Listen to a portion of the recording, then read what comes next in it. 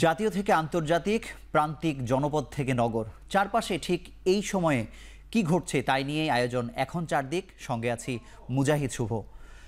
গ্রামীণ টেলিকমের শ্রমিক কর্মচারীদের কল্যাণ তহবিলের 25 কোটি 22 লাখ টাকা আত্মসাতের মামলায় ডক্টর মোহাম্মদ ইউনুস সহ 14 জনের বিরুদ্ধে অভিযোগ গঠন করে শুরু হয়েছে বিচার কাজ।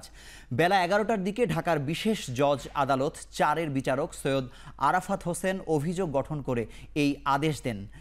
তাদের বিরুদ্ধে অভিযোগ পড়ে শোনানো হলে ডক্টর ইউনুস সহ জামিনে থাকা 14 জন তাদের দোষ অস্বীকার করে সঠিক বিচার দাবি করেন। এর আগে বিচারক মামলার অভিযোগ থেকে তাদের খালাসের জন্য দাখিল করা আবেদনগুলো খারিজ করে দেন। আদেশে বিচারক বলেন, ডক্টর ইউনুস ও অন্যদের বিরুদ্ধে আনা অভিযোগ প্রাথমিকভাবে প্রমাণিত হয়েছে এবং তাই তাদের বিরুদ্ধে অভিযোগ গঠন করা হয়েছে। তাছাড়া তাদের বিরুদ্ধে অর্থ আত্মসাৎ ও পাচারের অভিযোগও প্রমাণিত হয়েছে বলে জানান বিচারক। মামলার সাক্ষ্য গ্রহণ আগামী 15 জুলাই দিন ধার্য করেছেন আদালত। পরে সাংবাদিকদের ডক্টর ইউনুস বলেন, মামলা দিয়ে আমাকে হয়রানি করা হচ্ছে। সরকারের সাথে তার কি হয়েছে আমরা জানি না। আমরা দুর্নীতি দমন কমিশন, এটি স্বাধীন সংস্থা, তার বিরুদ্ধে আমরা তদন্ত করেছি এবং তদন্ত করার পর সাক্ষ্য প্রমাণের ভিত্তিতে আইনানুগ পদ্ধতিতে অভিযোগপত্র দাখিল করা হয়েছে, অভিযোগ গ্রহণ হয়েছে, কগনিজেন্স হয়েছে। এখন চার্জ গঠনের জন্য তারিখ ছিল, তারা দরখাস্ত দিয়েছেন, কাগজপত্র দিয়েছেন, উভয় পক্ষ শুনানি করেছে, আজকে আদেশ হয়েছে। আত্মসাৎ, প্রতারণা, এই শব্দগুলোর সঙ্গে আমার কি যুক্তি আছে আমি তো জানি না। এটা আমি শিখি নাই, কোনোদিন করি নাই, কোনোদিন কাজে হঠাৎ করে প্রকাণ্ড রকমের শব্দগুলো আমার উপর আরোপ করা হচ্ছে, সেটার বিচার হবে সেটা বুঝতে পারছি না আর কি। সেটা কেন হয়, যে এটাই হলো হয়রানি, যে আমার কাছে বোধগম্য, আমার সহকর্মীদের কাছে বোধগম্য হচ্ছে না, কারো কাছে বোধগম্য হচ্ছে না। আমরা সারা জীবন তো মানুষের সেবাতেই কাটিয়েছি। অভিযোগের বিষয়টা হচ্ছে যে 409 ধারায় উনি টাকা আত্মসাৎ করেছে, অথচ টাকা চলে গেছে সেটেলমেন্ট এগ্রিমেন্টে। WPP এর শ্রমিকের 5% পাওনা, ওইটার সিগনেটারি ডক্টর ইউনুস না এবং গ্রামীণ টেলিকমও না। সেখান থেকে তাদের অর্থকে সেখান থেকে তারা ডিস্ট্রিবিউশন করেছে।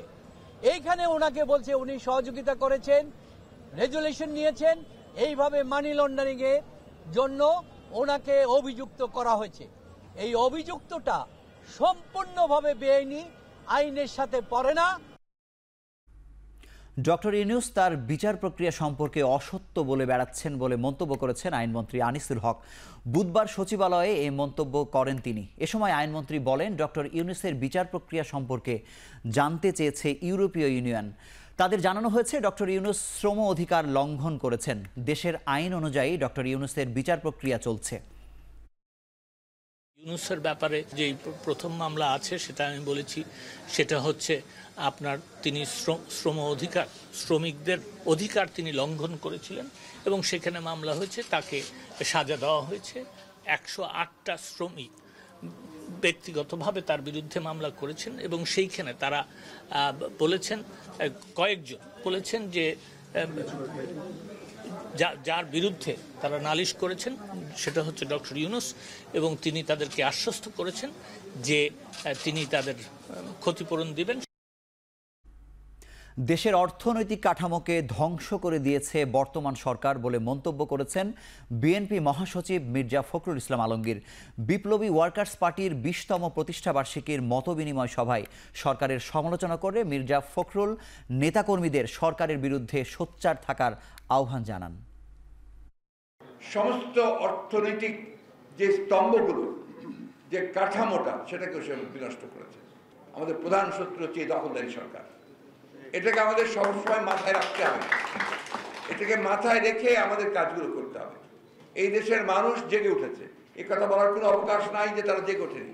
আমরা দেখেছি কিভাবে মানুষ নদী সাঁতরে সমাবেশে যোগ দিয়েছে এই আশায় যে পরিবর্তন হবে, এই সরকারের পরিবর্তনের জনগণের একটা সরকার আসবে।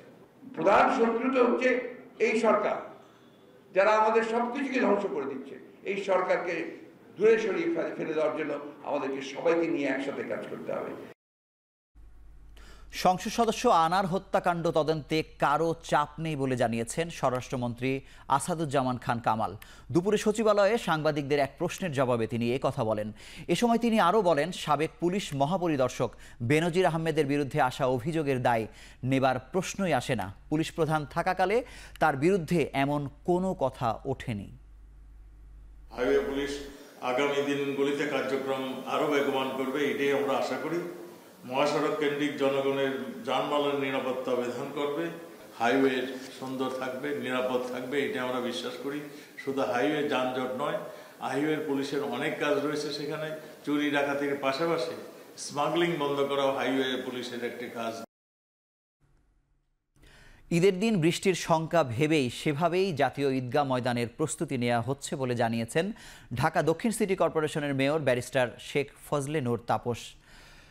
৩৫,০০০ মুসল্লি একসাথে ঈদের নামাজ আদায় করতে পারবেন, পাশাপাশি থাকছে নারী ও কূটনীতিকদের নামাজের ব্যবস্থা।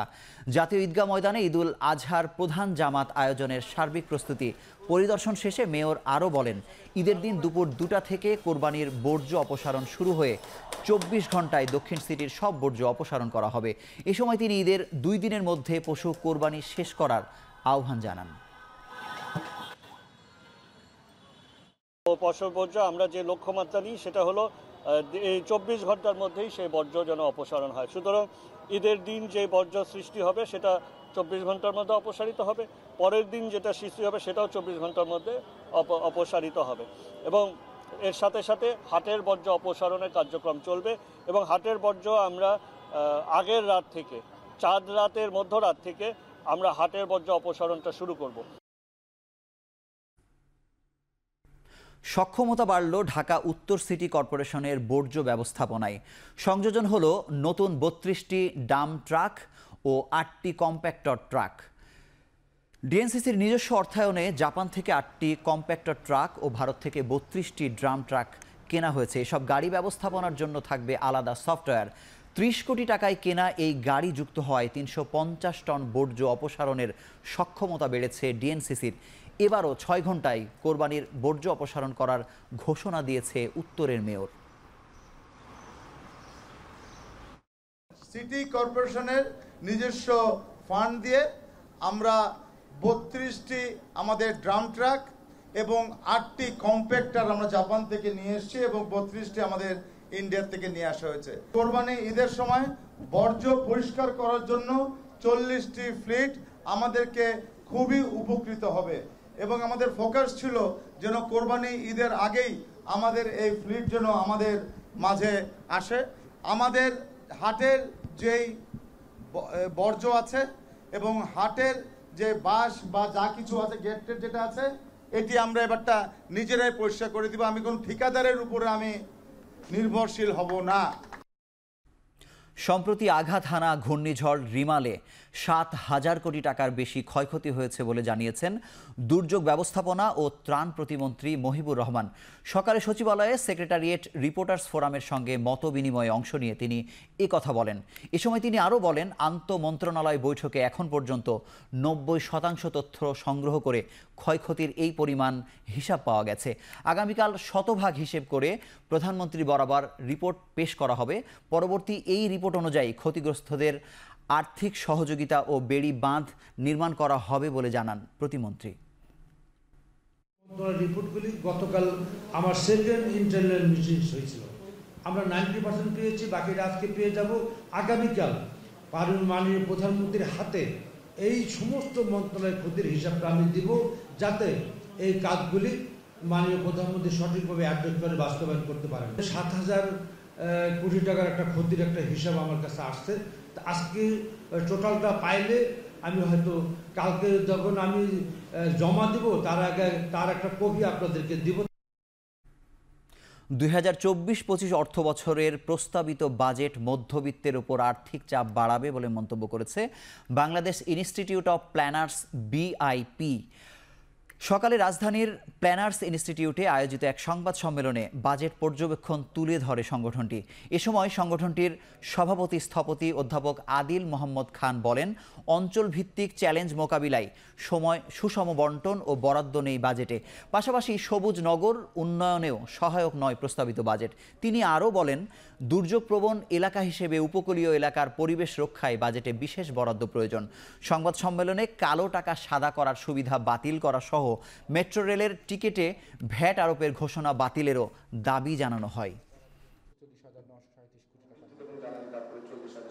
ঢাকার আশেপাশে কর অবকাশ সুবিধা একরকম হওয়া উচিত, কিন্তু রংপুর অঞ্চলে, বরিশাল অঞ্চলে, খুলনা অঞ্চলে যদি কেউ আমাদের এই ধরনের স্পেশাল জোন করতে চায়, ইকোনমিক জোন করতে চায়, সেখানে কর অবকাশ আরও বেশি দেওয়া উচিত। তাহলে এটাকে এক কেন্দ্রিক বা একটা ডাইমেনশনে চিন্তা করা উচিত না, বরঞ্চ কর অবকাশের স্পেশাল ডাইমেনশনে ভেরিয়েশন দরকার, যার ফলে রেমালের জন্য বিশেষ বরাদ্দ দরকার।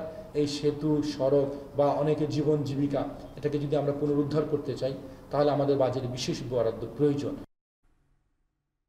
দেশে মুদ্রাস্ফীতির বিপরীতে ডলার খরচ বেড়েছে 37.6%। এতে টেলিকম ব্যবসায় খরচ আরও বেড়েছে। তাছাড়া বাজেটের সম্পূরক চার্জ আরও 5% বাড়ায় ভোক্তার মুঠোফোন ব্যবহার কমবে বলে মনে করছে টেলিকম কোম্পানিগুলোর সংগঠন এমটব। সকালে বনানীতে সংস্থাটির অফিসে অনুষ্ঠিত বাজেট পরবর্তী সংবাদ সম্মেলন থেকে বলা হয়, দেশে এই মুহূর্তে প্রতি মাসে একজন গ্রাহক 6.5 জিবি ডেটা ব্যবহার করে। প্রতিবেশী দেশ ভারতে এই হার 22% মতো। অথচ দেশে সিমের ওপর কর বাড়িয়ে ভোক্তাদের সংযোগ ব্যবহারে নিরুৎসাহিত করা হচ্ছে। তাই আগামীর ডিজিটাল বাংলাদেশ গড়তে ইন্টারনেট সেবায় সারচার্জ ও সম্পূরক চার্জ উঠিয়ে দেওয়ার আহ্বান জানান তারা। এমটব মহাসচিব মোহাম্মদ জুলফিকারের সভাপতিত্বে সংবাদ সম্মেলনে বাজেট বিশ্লেষণ তুলে ধরেন রবির কোম্পানি সচিব ও chief corporate and regulatory officer Mohammad Shahidul Alam, বাংলালিংকের chief corporate and regulatory affairs officer Taimur Rahman ও গ্রামীণফোনের হ্যান্স মার্টিন হেনরিকসন।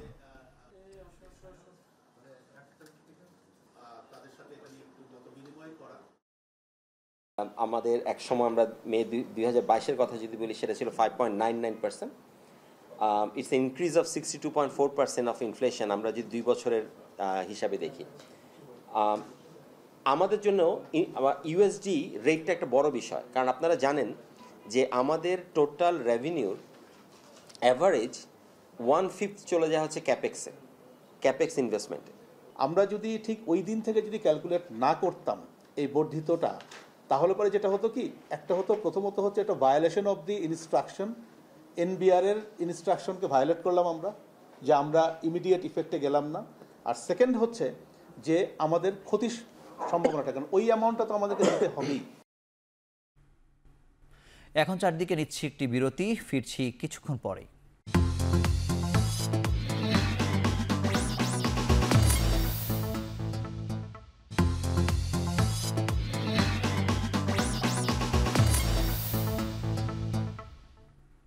ফিরলাম বিরতির পর। দেখছেন এখন চারদিক। সেনাপ্রধানের সঙ্গে রুয়ান্ডার ডিফেন্স ফোর্সের চিফ অব ডিফেন্স স্টাফের সৌজন্য সাক্ষাৎ হয়েছে। বুধবার ঢাকা সেনানিবাসের সেনা সদরে রুয়ান্ডার ডিফেন্স কোর্সের chief of defence staff general MK মোবারকের সঙ্গে প্রধান জেনারেল SM শফিউদ্দিন আহমেদ সাক্ষাৎকালে দুদেশের মধ্যে বিদ্যমান সুসম্পর্ক ও ভবিষ্যৎ অগ্রযাত্রায় সহযোগিতার বিভিন্ন বিষয়ে আলোচনা করেন।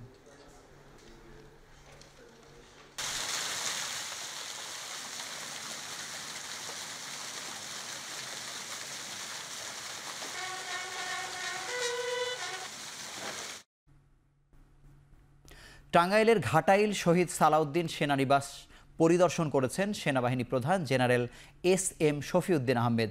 এ সময় সেনাবাহিনী প্রধানের বিদায়ী দরবার অনুষ্ঠিত হয়। এ সময় জাতির গর্ব হিসেবে প্রতিষ্ঠিত রাখার দৃঢ় প্রত্যয়ে সকলকে সম্মিলিতভাবে কাজ করার সন্তুষ্টি প্রকাশ করেন সেনাপ্রধান।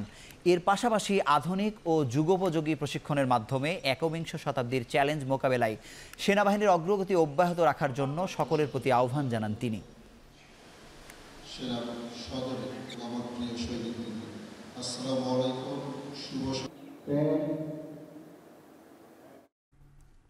ই-বাণিজ্যিক প্রতিষ্ঠান DSK মার্ট লিমিটেডের আয়োজনে 2 দিনব্যাপী জামদানি মেলার প্রদর্শনী শুরু হয়েছে। দুপুরে রাজধানীর আদাবরে ডিএসকে প্রধান কার্যালয়ে এই প্রদর্শনী শুরু হয়। মেলায় ডিএসকে এর জামদানি কারিগর তাদের পণ্য প্রদর্শন করবেন এবং সেসব পণ্য ক্রেতারা কম দামে কিনতে পারবেন। সবার জন্য মেলা সকাল 9টা থেকে বিকেল 5টা পর্যন্ত সবার জন্য উন্মুক্ত থাকবে। মেলা চলবে আজ ও আগামীকাল পর্যন্ত। মেলার মিডিয়া পার্টনার হিসেবে রয়েছে দেশের প্রথম বিজনেস টিভি এখন টেলিভিশন।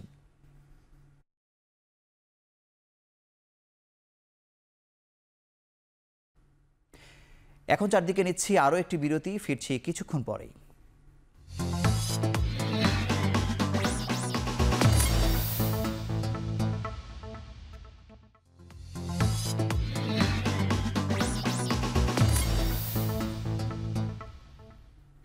ফিরলাম বিরতির পর, দেখছেন এখন চারদিক। কুয়েতের দক্ষিণাঞ্চলের মানগাফ শহরের একটি ভবনে আগুন লেগে অন্তত 41 জন প্রাণ হারিয়েছেন। মৃতদের মধ্যে 4 জন ভারতীয়।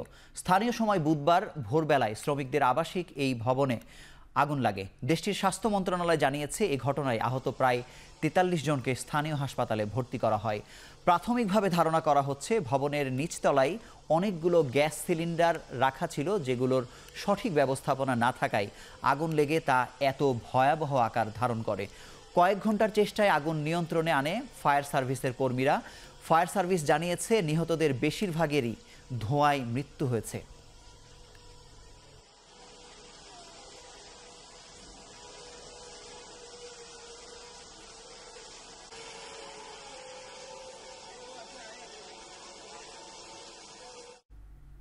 কমপক্ষে 260 জন আরোহী সহ একটি নৌকা ডুবে গেছে এডেন উপসাগরে।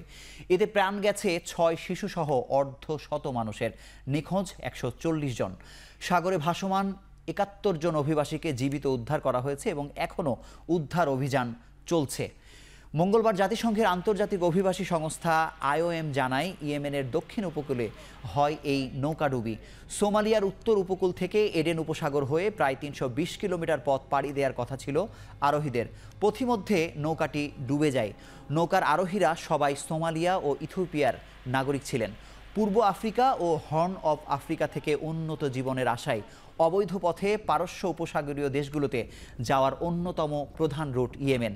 দীর্ঘ 1 দশকের গৃহযুদ্ধ সত্ত্বেও বিগত বছরগুলোতে ইয়েমেনে অভিবাসীর সংখ্যা বেড়েছে 3 গুণ। 2021 সালে দেশটিতে পৌঁছেছিলেন 21,000 শরণার্থী, যা গেল বছর বেড়ে দাঁড়ায় 90,000-এ। বর্তমানে প্রায় 4 লাখ শরণার্থী ইয়েমেনে আছেন বলে জানিয়েছে IOM।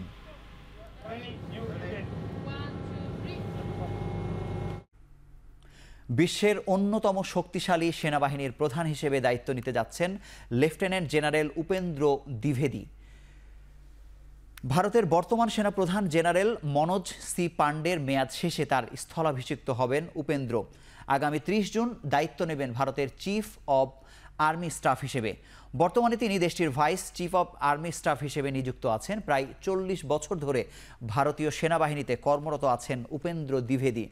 পরম বিশিষ্ট সেবা, অতি বিশিষ্ট সেবা সহ বেশ কিছু মর্যাদাপূর্ণ পদক রয়েছে তার ঝুলিতে।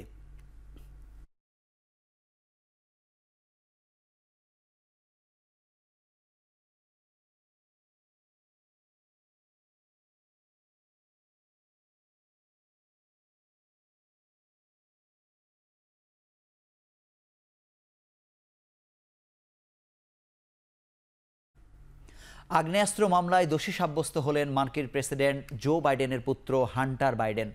যুক্তরাষ্ট্রের ইতিহাসে কোনো প্রেসিডেন্ট দায়িত্বে থাকা অবস্থায় সন্তানের অপরাধী সাব্যস্ত হবার প্রথম ঘটনা এটি।